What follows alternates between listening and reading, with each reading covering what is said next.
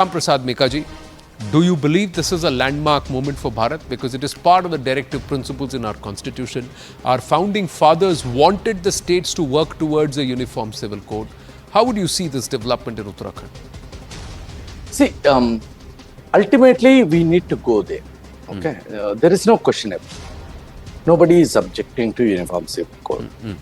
The only thing is how you go about it, when you go about it, and the method you choose. That's the only question. Okay, fine. See, this is a thing that not each state can do. It should be done at the national level. Okay, yeah, we are building a nation. We are building a nation. Let's be very honest about it.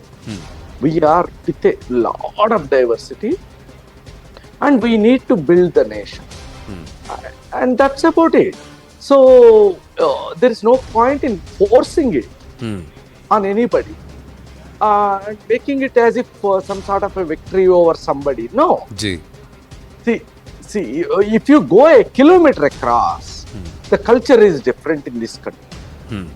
That's the greatness of this country, right? So, in every kilometer, the culture is different. correct.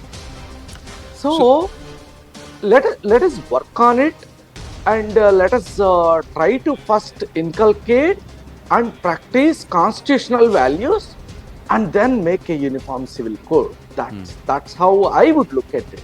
So you But believe if you that want the to- way they've gone ahead, gone about is wrong? Why do you believe that? Please complete, Ji. Yeah, that's what I'm saying. No. See, why Uttarakhand need to do it? Do the Uttarakhand government think all the Uttarakhand is similar? Okay, go ahead and do it. Do it for the entire India. No issues. But are we ready for it? Are we ready for it?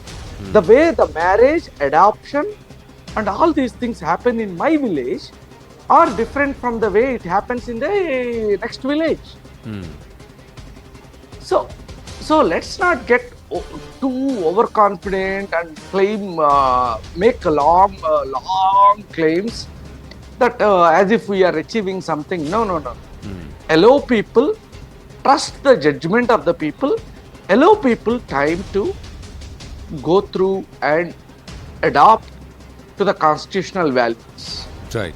So That's all So you're saying till people automatically adhere to constitutional values, the nation is not ready for a uniform civil code. This method of going through it is wrong. States should not do it. It should be from the center is what you're saying, Syam Prasad Mekaji. And because Yeah, you're saying correct. in our country there is a kahawat also, no, kos par badle pani, char kos par bani. That itself means that when language changes, so do culture, customs, etc. So that's the indication there.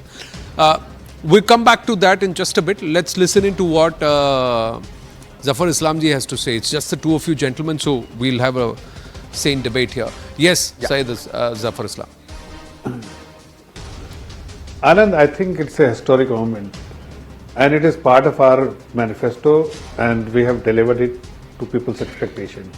I think every state should follow this because like there is a criminal law which is mandatory for everyone, which is uniform for everyone.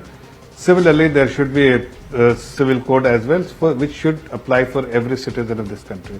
Having said that, there are some constraints which has been addressed in this legislation which has been passed in the by the Uttarakhand Assembly, and it needs to be celebrated. This is a template for every other states to follow, and I'm sure that every state will follow this template, and they will put together a mechanism that Uniform Civil Code, UCC, becomes a reality.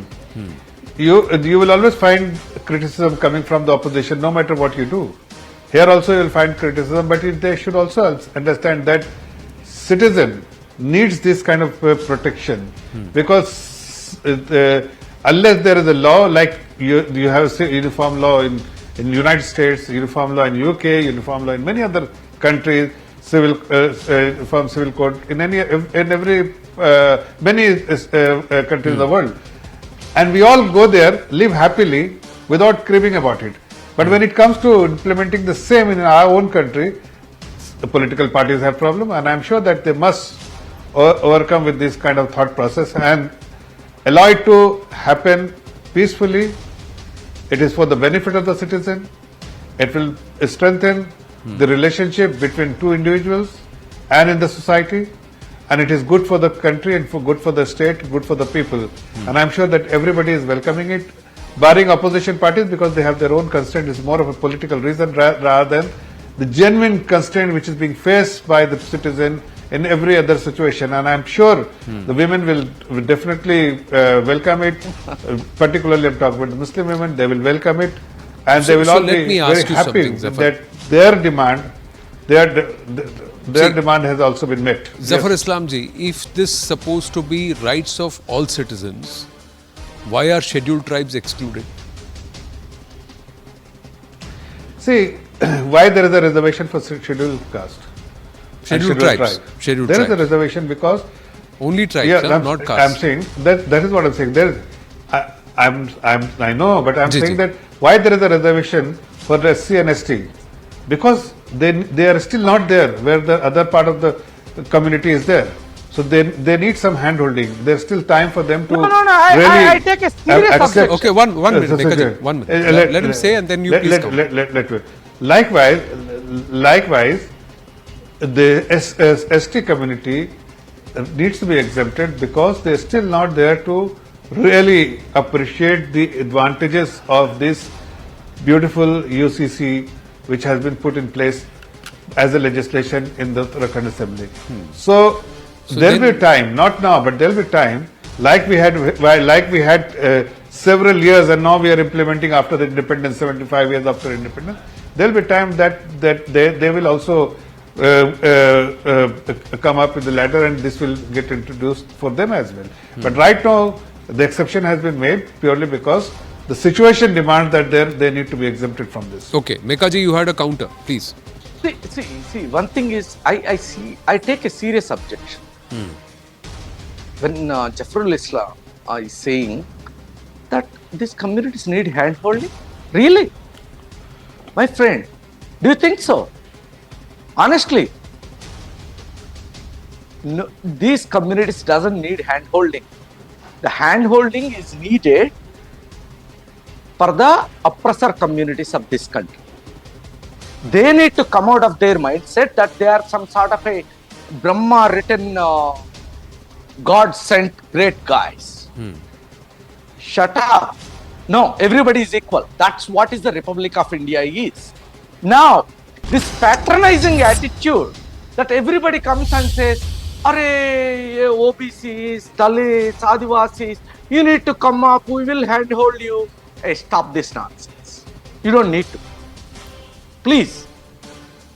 This is an insult that you are throwing at us for centuries. Why Adivasis and the Dalits need hand-holding? Why Zafar Islam thinks so? We don't need that.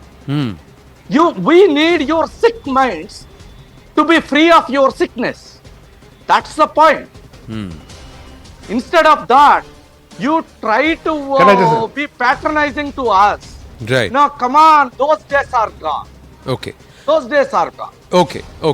You've made a very strong point there, and it's not a personal remark at any particular person. It's just an expression of an emotion there when he's used terminologies like sick mind, oppressor, etc. Zafar Islam ji. So please respond objectively to that point that you do not need to handhold certain people and be patronizing when you exclude them, saying "Abhi aapko bahar rakhte hain." Yes, please. Especially with matters like UCC. Please respond. See. No, I won't comment on this sick mind and all because I think people who are watching him definitely will understand who has the sick mind and who is speaking sense. So I will talk sensibly and I will only put it across the point which is important for people to Meka ji, understand. please, let's not When I speak say over that, each other. Please. Ji. You have the audacity to say when I you said will handhold us? Meka ji, please, let's not derail the debate, please, gentlemen. You've made your point. He's heard it now. Let him respond, and then you respond further, please.